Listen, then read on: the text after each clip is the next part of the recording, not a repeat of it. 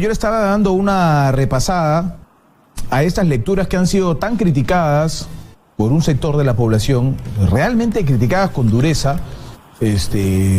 porque tratan de temas polémicos, que no son polémicos ahora, son polémicos desde hace mucho tiempo atrás. Estamos con la doctora Beatriz Mejía Mori, que es presidenta de la institución Educa Bien, para hablar sobre estos temas que han sido tan cuestionados. Yo les voy a leer algunos. Primero voy a saludar, por supuesto, a la doctora. ¿Cómo está? Bienvenida. Gracias por acompañarnos. Gracias por la invitación. A ver. Por ejemplo, la virginidad conservada, dice. Han leído solamente 3 líneas de un texto que es un poco más largo. Yo voy a leerles un poquito más de lo que dice Fernando Maestre. Otra razón importante es que la maternidad habla sobre el tema de conservar la virginidad, ¿no es cierto? Y qué enseñar en el colegio, en el sector de educación, sobre conservar la virginidad. Entonces dice, entre otras cosas, la virginidad, cuidar la virginidad es positivo porque retrasa el inicio, puede traer varias ventajas. Una de ellas es que se estará libre del miedo a la maternidad no deseada. Otra razón importante es que la maternidad que mejor se ejerce es aquella que congrega padre y madre. Y para ello tienen que haber un previo encuentro afectivo, lo que implica conocer suficientemente a las personas con quien se va a iniciar la vida sexual. También puede suceder que ante la elección de una mala pareja aparezcan nuevos candidatos que intenten lograr el encuentro íntimo. Por ello, sostener la virginidad al menos hasta los 24 años puede brindar el espacio reflexivo necesario para elegir bien y formar una pareja comprometida. Esta es una opinión del doctor Fernando Maestre. Muchos han dicho, ¿qué cosa? ¿Hasta los 24? Si ahora tienen relaciones sexuales a los 14, a los 15, a los 13, ¿cómo va a decir el señor vive en una época arcaica y retrógrada? Bueno, recién salió a decir. Yo lo que creo es que es una reflexión de Fernando Maestre y no deberíamos escandalizarnos porque alguien como él diga, hay que guardar la virginidad hasta los 24. Nadie te obliga. No es que acá digan, si tú no guardas la virginidad hasta los 24, serás un demonio. Yo personalmente no lo leo así. Doctora Beatriz Mejía, ¿a usted qué le parece estos textos? En principio yo quiero resaltar el esfuerzo que ha hecho el Ministerio de Educación y creo que esto viene desde la época del señor Wexler de mejorar los libros que fueron tan cuestionados para el periodo 2017 y 2018 que todavía se están usando. En eso hay que reconocerles que han hecho un esfuerzo. Yo he podido revisar algunos textos de secundaria se han entregado en PDF a determinadas personas que el Ministerio de Educación convocó para una suerte de diálogo muy selectivo y muy pequeño, ¿no? Porque yo he consultado, por ejemplo, con las asociaciones de padres de familia, con el señor Edgar Trejos, el señor Gregorio Durán, que son las personas que simbolizan más los movimientos de padres de familia, están metidos en conexión con el Ministerio de Educación, pero ellos no han sido invitados para esto y tampoco han tenido acceso a los textos escolares. Yo he podido revisarlos y he encontrado que efectivamente ha habido una evolución, o sea, han mejorado el tema de educación sexual. ¿No se han ido al otro extremo? No se han ido al otro extremo, porque incluso una de las cosas que yo les podría, digamos, observar es que dan por sentado que los niños en secundaria van a tener relaciones sexuales. O sea, prácticamente les están dando la instrucción por si acaso se les ocurra hacerlo, estén preparados, ¿no es cierto? O sea, más bien no veo que haya por ninguna parte una recomendación tipo Maestre de que, bueno, chicos, esta es la realidad, pero sería recomendable que no tengan relaciones sexuales hasta que estén maduros, hasta que sean pues personas adultas, ¿no? O sea, enseñarles por qué podría afectar su formación personal, la formación integral de su personalidad, el hecho de meterse a tener relaciones a los 12 o 13 o 14 años. Eso es importante, eso no está en ninguna parte de los libros. Digamos que eso es perfectible en todo caso, pero yo quiero celebrar que han mejorado bastante ese componente. En cuanto al contexto, por ejemplo, de los libros Persona, Familia, Relaciones Humanas, hay un trato medio, digamos, perdido, ¿no? Esporádico del tema cívico, que me parece que es muy importante y que debería reforzarse, porque incluso en lo que es la formación cívica, creo que los temas no están adecuadamente seleccionados, o sea que debería hacerse un diseño metodológico de lo que debería contener la instrucción cívica para los niños desde primaria hasta secundaria, porque es interesante enseñarles aspectos culturales, por ejemplo, de las danzas del Perú, ¿no es cierto? Pero eso no te está formando ciudadanos en verdad. Entonces hay una serie de componentes, de repente deberían formar un grupo de asesores que tengan que ver con temas cívicos, legales, para que los niños tengan acceso a un determinado tipo de información que los convierta en ciudadanos responsables, porque hay gente que simplemente está al margen del cumplimiento de las normas porque nunca nadie le enseñó. O sea, no saben, por ejemplo, ¿por qué crees que hay padres que cometen incestos con sus hijos? ¿Por qué? Porque nadie les ha dicho que eso es un delito. Hasta las madres creen en el norte del país que, bueno, si alguien se lo tiene que hacer, que se lo haga su papá, pues. O sea, hemos tenido casos así. Es terrible. Es terrible, pero ¿por qué? Por la falta de educación. O sea, cuando estamos hablando de falta de educación, no solamente son los niños, es toda la población. Hay algo que el ser humano tiene también. Yo considero que, si usted me lo dice, porque algo debe conocer de ese tema puntual y de estos casos puntuales. A mí me parece una barbaridad que algo así pueda ocurrir, ¿no? O sea, no porque no tengo conocimiento, porque no fui al colegio, voy a tener relaciones con mi hija, voy a tener insectos. Santo Dios, es una monstruosidad eso. Pero yo quiero ir a esto, doctora, porque es súper polémico y quiero desarrollarlo para que el público lo tenga claro. Sí. Ha sido polémico porque muchos dicen, se ha ido al otro extremo, encima que no nos hace caso, porque estas personas que critican este tema quieren el tema de género, ¿no es cierto?, que estaba planteado en la currícula anterior. A ellos les parecía esto perfecto. Dice, ya, ok, lo has cambiado, pero te has ido al extremo de la religiosidad, te has ido al extremo de cómo vas a pedir que alguien tenga relaciones hasta los 24, si sabemos que la realidad peruana no es esa, eso no es lo que pasa, los chicos ya conocen sexualidad antes de salir de los colegios. ¿Por qué les tienes que decir que es importante sostener la virginidad hasta al menos hasta los 24 años? Bueno, pero eso está en comprensión lectora, ¿no es cierto? En lo que es en la parte sexual, no tiene nada de eso.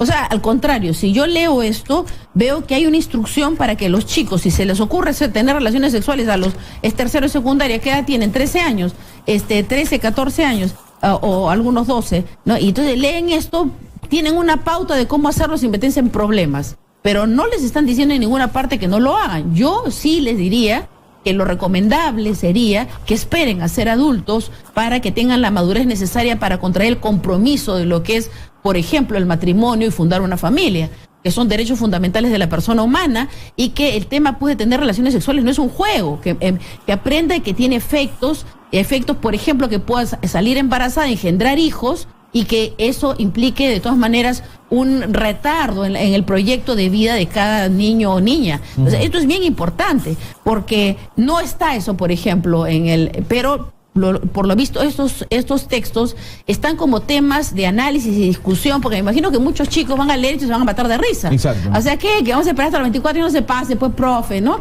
O sea, ¿por qué? Porque los chicos están pensando de otra manera.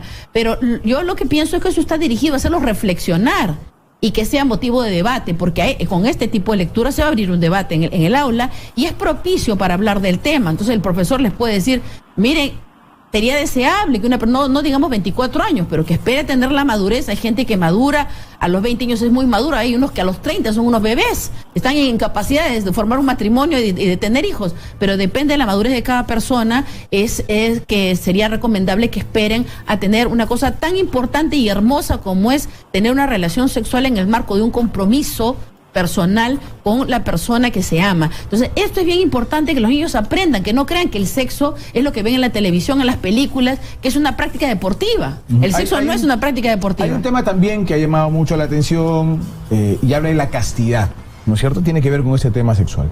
Entonces dice este texto, dice lo siguiente: castidad. Si se le dice esta palabra a los adolescentes de hoy en día, se quedan con la mirada en blanco. ¿Acaso nadie tiene la idea de la enseñanza sobre cómo se ha de vivir de manera moral? Cuando hay jóvenes que contraen enfermedades, quedan embarazadas o incluso mueren, la respuesta es: yo no lo sabía. La castidad no es solo abstinencia, es pureza de mente y vivir de manera moral. Es importante vivir constantemente para evitar el embarazo prematrimonial, etc. El tema polémico es aquí. O sea, la castidad no es solo abstinencia, es pureza de mente y vivir de manera moral. Es decir, que aquel que no es casto es inmoral. Lo que pasa es que ahí lo que se pretende introducir son justamente patrones de moralidad que resguardan el concepto de integridad del ser humano. ¿Qué pasa con un chiquito, una chiquita que empiezan en muy temprana edad a tener relaciones sexuales?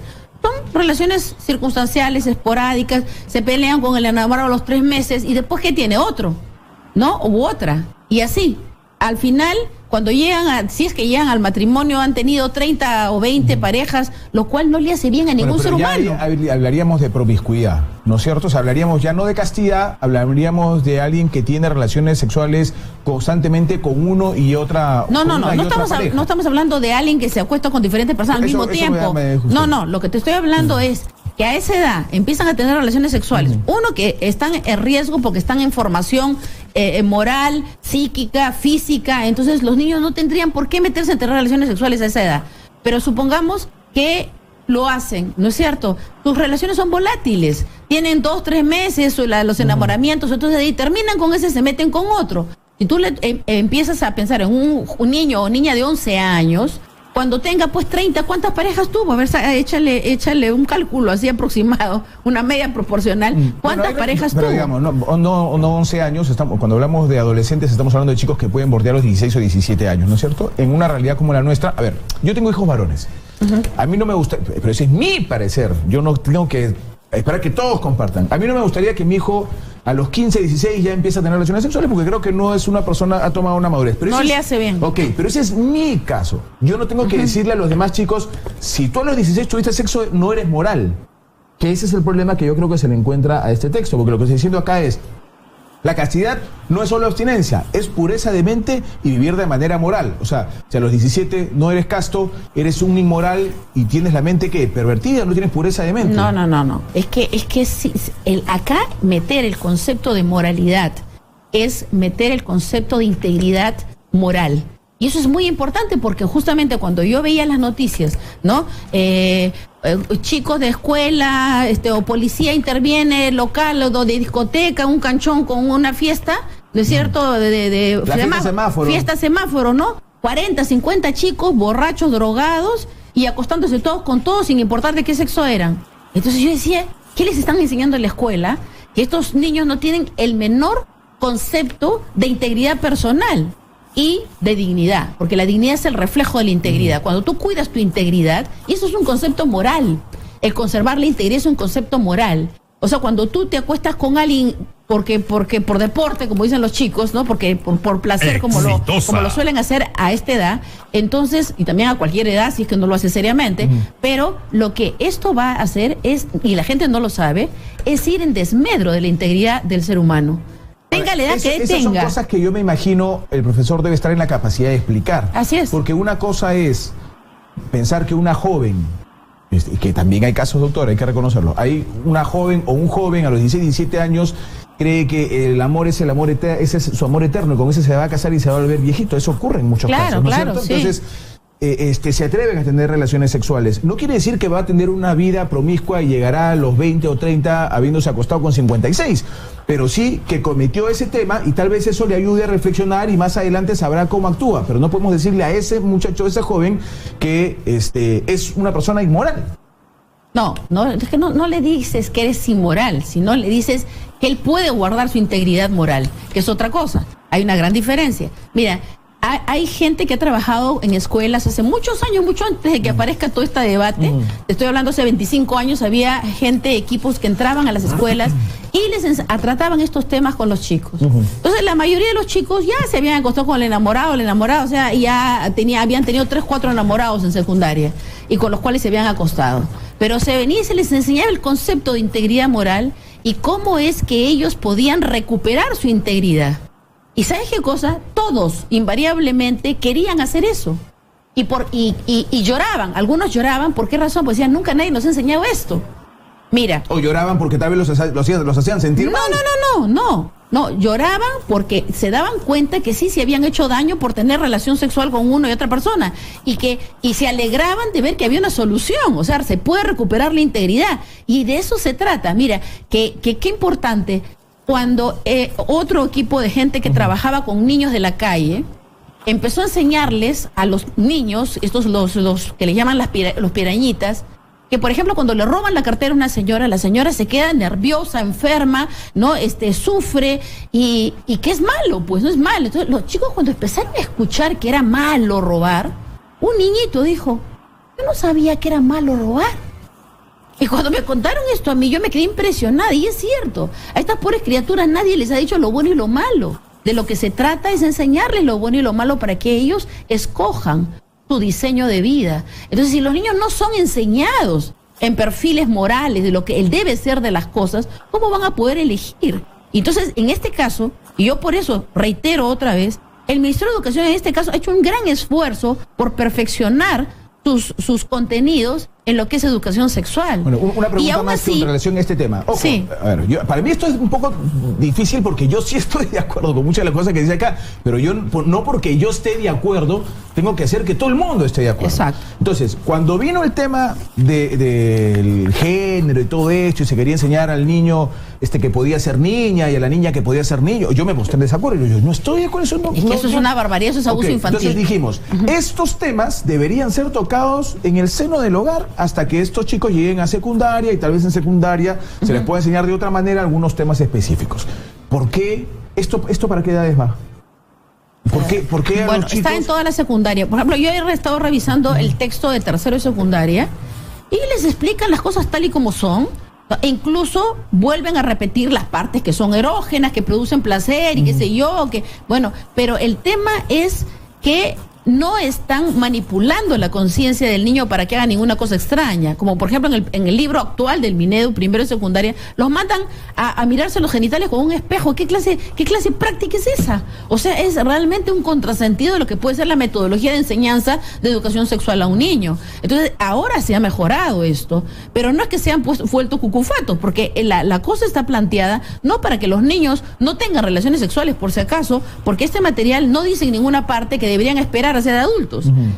Esto está presentado tal y como entiendan ellos se dan las cosas. Sí hay por ahí algunos perfiles, como dice, que están dirigidos a que el niño cuestione el hecho que todos los medios de comunicación masiva le están metiendo en la cabeza que es normal y deseable, recomendable, que tengan pues enamorados y se acuesten con ellos. Es más, por ejemplo, en secundaria, la chica que no tiene enamorado y se acuesta con él es la tonta del salón y le hacen bullying. ¿No es cierto? Entonces, y igual en el caso de los chicos, ¿no? Los chicos tienen que decir que ya se acostaron con 5 enamoradas, pues en quinto y media, si no son pues unos papanatas. Entonces, cambiar esa mentalidad es muy importante. Entonces, el esfuerzo que está haciendo el Ministerio de Educación, yo debo felicitarlos ahora, así como los he combatido, debo felicitar, no sé quiénes estén detrás de esta corrección, pero yo los felicito porque se han esforzado en hacer un mejor trabajo pensando en los niños. Todavía no ha culminado, ¿no? Porque el ministro ha dicho que esto está en proceso. Está en proceso, está en debate. Yo personalmente he pedido, como educa bien los textos, me dijeron que en este momento no me los podían alcanzar. En realidad yo los he obtenido por otros medios, ¿no? O sea, porque se los hicieron a la gente que invitaron, a ellos les han hecho llegar, ellos nos los han hecho llegar a nosotros y hemos podido ver que efectivamente ha habido un mejoramiento y esto es perfectible. A mí me gustaría contribuir con el perfeccionamiento de esto. En el ámbito cívico, por ejemplo, me gustaría colaborar con ellos con los contenidos, para que un chico, por ejemplo, de tercero o secundaria, sepa qué cosa es delito y qué cosa es falta. Y cómo hay toda una normatividad, un sistema normativo que si se viola, uno se coloca al margen de la ley y uno puede ir a parar a la cárcel. Mira, si toda esta gente que está en los penales hubiera sido enseñada en la escuela, en secundaria, respecto a estas cosas, no estarían en la cárcel. O sea, habrían aprendido valores para la vida. Y eso no es tan complicado enseñar. Por ejemplo, ¿cómo es posible que los padres, que las clínicas abortivas en el norte, ¿no? Estén confabuladas para garantizar la prevalencia del incesto en el Perú? Y que ninguna autoridad haya realizado ninguna política en contra de esto. En principio para informar y en segundo para que haya un rol coercitivo del Estado, porque no pueden pues quedar impunes estos hechos. O sea, la gente piensa que está bien que el hombre abuse de sus hijos, o sea, de su hija. Eso yo no lo puedo entender. Eso es espantoso, pero eso no sucede en el Perú. Una cosa es, yo conozco gente que no terminó secundaria, yo conozco de cerca gente que no pudo terminar primaria, pero de ahí a tener una idea de que cosas como el incesto o las violaciones no son delitos, que son naturales, que son normales, que no importa que mi esposo tenga con la hija, eso es algo que no digo que no ocurra, digo que no creo que tenga como fundamento el desconocimiento. Pero ahí sí se requiere educación de la población, una intensa campaña. Y ahí deberían colaborar todos los medios en hacer una intensa campaña para educar a la población y que además se comunique la penalidad, qué tipo de delitos incurre, por ejemplo, un hombre que hace esto, una mujer que lo apaña, o sea, ya sea la madre, un familiar, quien sea que lo apañe, también, o sea, qué tipo de conductas penales, qué pena de cárcel tienen, y que empiece pues la gente a desfilar en las cárceles, porque no es posible que hagan esto con los niños y que queden impunes. porque la cultura lo favorece y porque la ausencia del Estado lo permite. Entonces es importante desarrollar una campaña educativa nacional, persistente, constante y global, que no solamente enfoque a los niños, sino también a los adultos, incluso a los abuelos, porque hay hasta abuelos que abusan de sus nietos. Y antes que termine, yo le pido un minuto, doctora, porque también se ha hablado del tema de historia, ¿no es cierto? Y se ha dicho, se les quiere enseñar sobre terrorismo, pero no sobre las violaciones de derechos humanos que cometió el Estado. Yo soy un creyente de que la información te hace libre. Y sí se cometieron abusos de derechos humanos. Entonces, ¿por qué no se los pueden enseñar a los alumnos? Si estamos pidiendo que se les enseñe toda la historia, y la historia sobre el terrorismo hay que enseñarle, ¿por qué no enseñarle la historia completa? Y yo estoy de acuerdo que se les debe enseñar la historia completa, pero además los niños deben aprender la historia del Perú crítica, analítica y completa. No es posible que en historia del Perú tengan también, igual que en cívica, que tienen 3, 4 pinceladas, que no están bien articuladas para formar verdaderos ciudadanos, también en el tema de la historia, ¿no? Nosotros hemos estudiado historia desde que entramos a primero y primaria hasta que salimos en quinto y secundaria, nos repetían historia del Perú, historia universal. Pero encima nos la enseñaban mal, doctora. ¿Cuándo nos enseñaron sobre lo que pasaba con Bolognesi y lo de Cáceres? ¿Cuándo nos enseñaron lo de los pirolistas y los depravados? ¿Cuándo nos enseñaron la parte que había muchos personajes de nuestra historia que han sido traidores a la patria? Nunca nos enseñaron nada de eso. Siempre nos enseñaron Bolognesi, el último cartucho, Grau que se aventó con la bandera, y ahí parábamos toda la historia. Por eso te digo que se necesita una enseñanza de la historia del Perú analítica, crítica, y además resaltando los verdaderos valores de nuestra historia. Pero y muchos lo hemos estudiado ya en la universidad, en estudios generales, pero es importante que en la escuela se enseñe historia del Perú. ¿Por qué? Para fortalecer el sentido patriótico, el reconocimiento de que somos una república independiente y soberana. Pero la historia completa y claro, real. Pero esto está dirigido ¿a qué? ¿Sabes a qué está dirigido? A que justamente se enseñe cada vez menos historia y se enseñe menos los conceptos de patriotismo y de arraigo, de defensa de la patria. ¿Por qué razón? Porque se está caminando hacia un gobierno único mundial, hacia un sistema de gobierno que se llama el nuevo orden mundial, donde los ciudadanos del mundo tienen que aprender eso, hacer eso. Ciudadanos del mundo. Y hay libros del Ministerio de Educación que están ahorita todavía utilizándolos, que hablan de que son ciudadanos del mundo. ¿Por qué? Porque tienes que dejar de pensar que eres peruano, que eres chileno, que eres argentino, claro, uruguayo. Que eres parte del mundo, ¿no? Muy bien, doctora Beatriz Mejía. Como siempre, le agradezco mucho haber estado con nosotros. Muy amable. Gracias también.